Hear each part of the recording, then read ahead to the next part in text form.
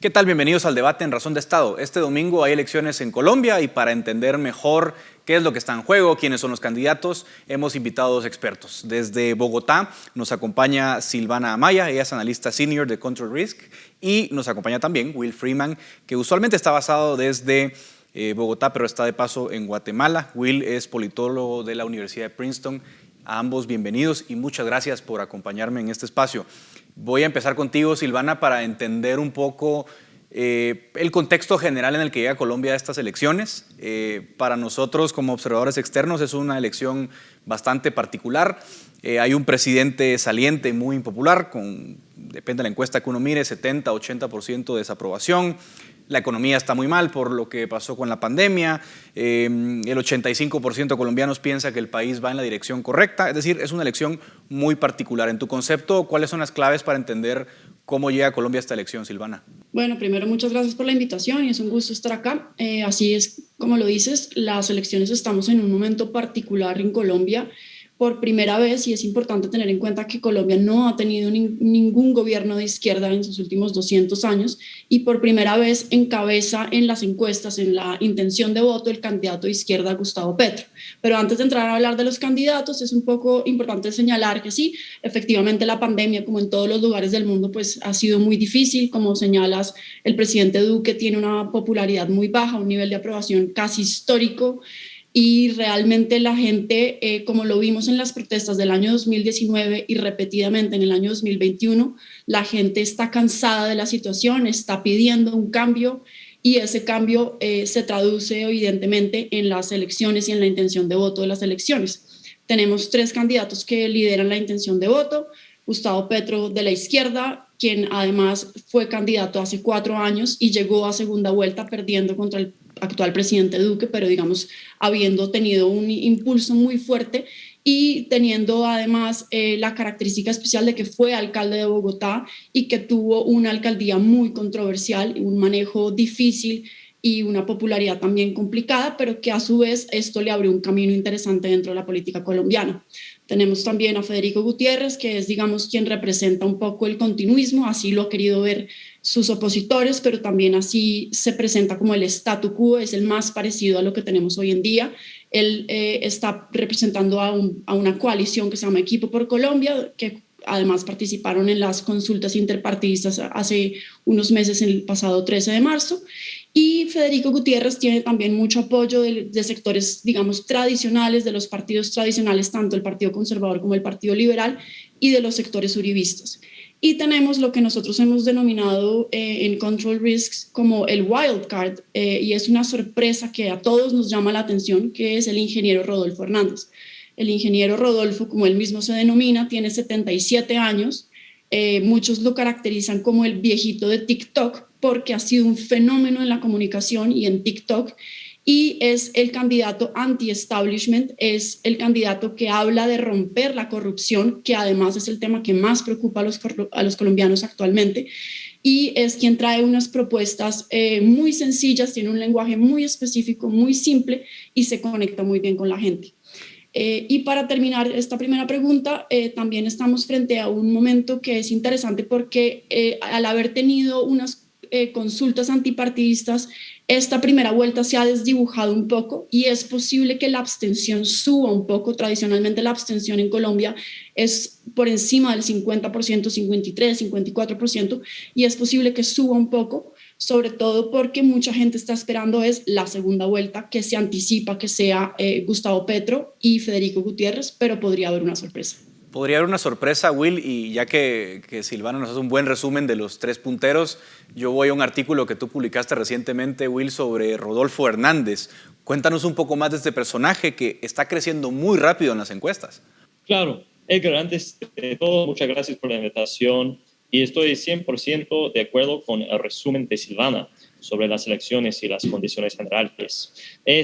Acerca de la candidatura, la campaña de Rodolfo Hernández, yo veo a Hernández como un populista del centro. Yo creo que es muy difícil caracterizar a Hernández como derechista, como izquierdista. Realmente tiene una mezcla bastante rara de propuestas tomadas de la izquierda, de la derecha y del centro.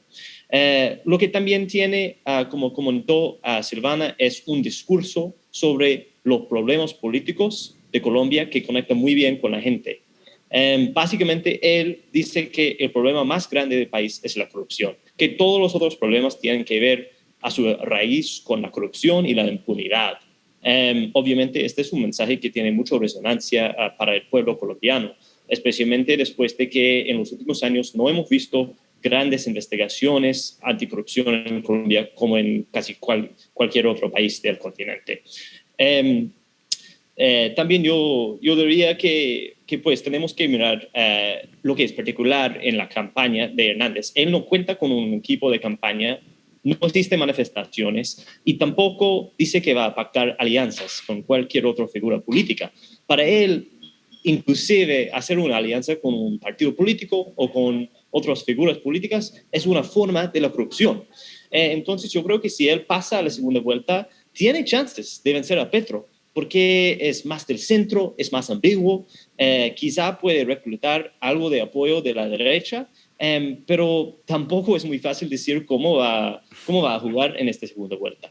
Claro. Ahora, Silvana, me llama mucho la atención que siendo la corrupción un problema tan importante como lo mencionaba Will, o sea, un tema tan importante para los colombianos, sea el único candidato que haya abanderado esa causa.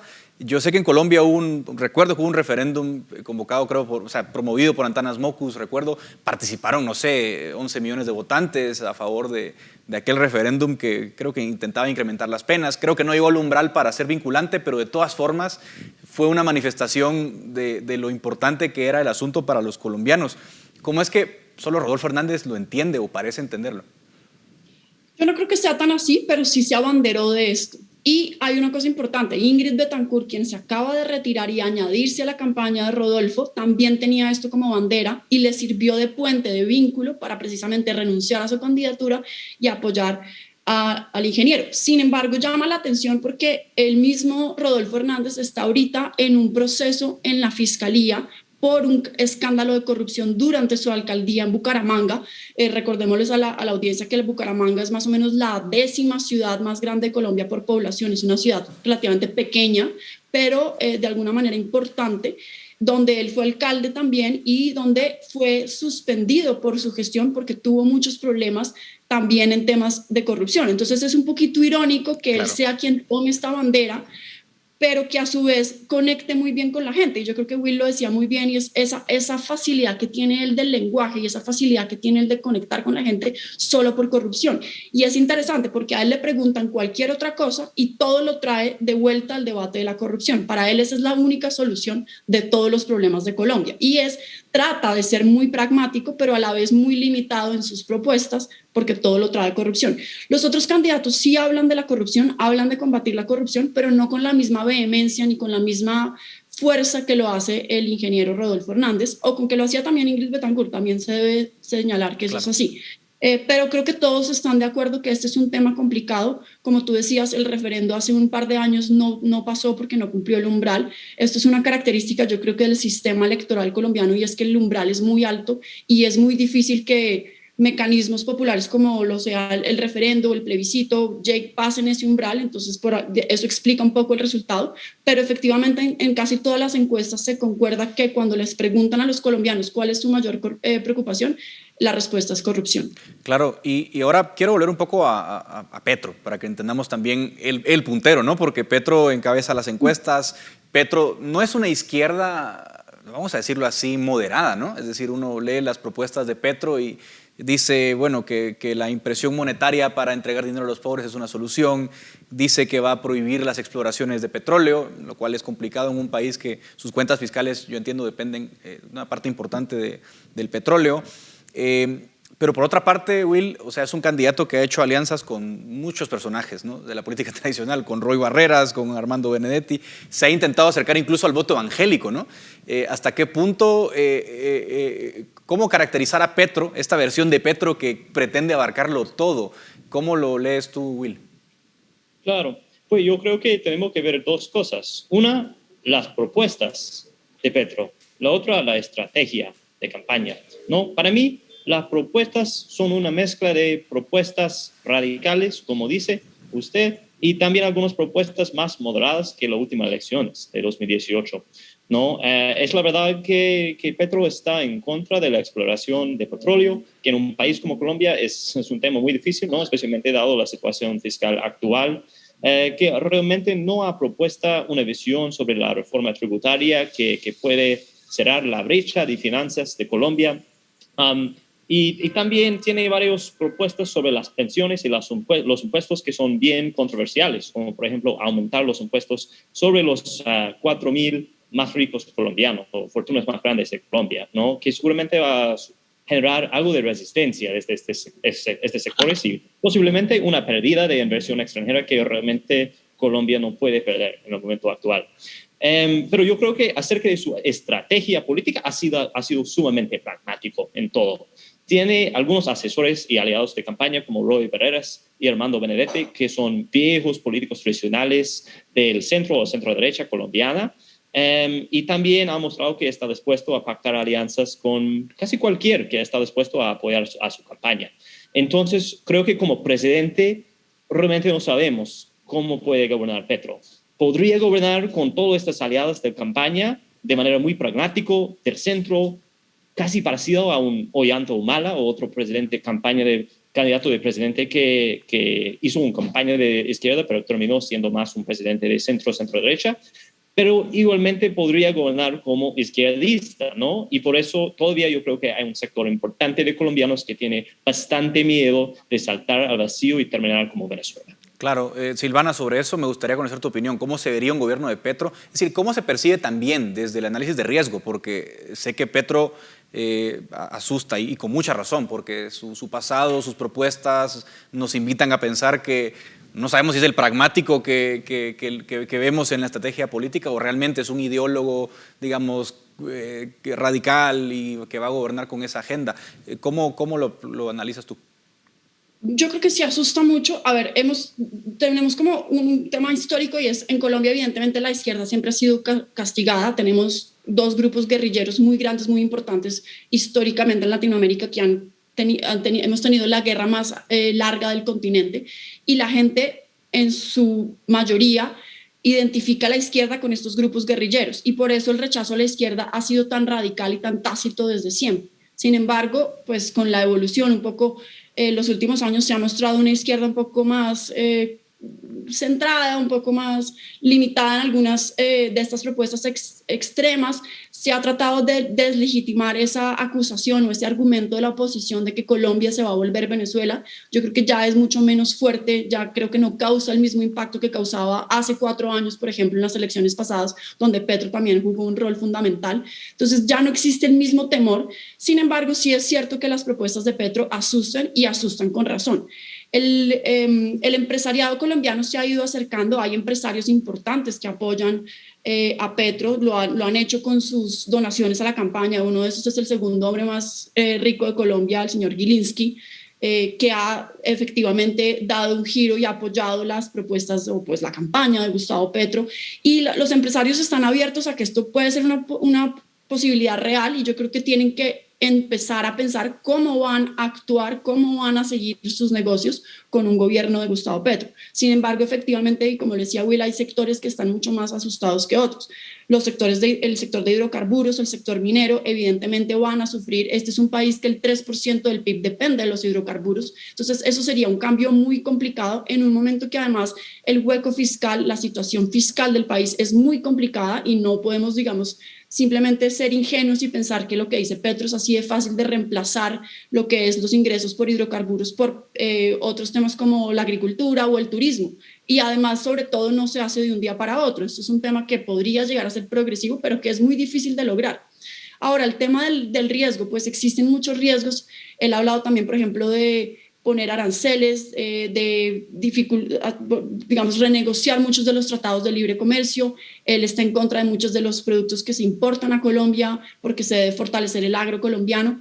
Y en alguna medida no todo esto es malo, pero puede traer impactos muy difíciles, sobre todo en una situación en la que estamos de geopolítica, donde sabemos que las tasas la inflación, está muy alta y las personas están sufriendo en sus productos de la canasta familiar más básicos con incrementos de los precios y que esto está afectando a los colombianos. Entonces, todo esto sí resulta peligroso, no solamente para los empresarios, pero también para los ciudadanos que pueden llegar a tener, digamos, preocupaciones en sus bolsillos.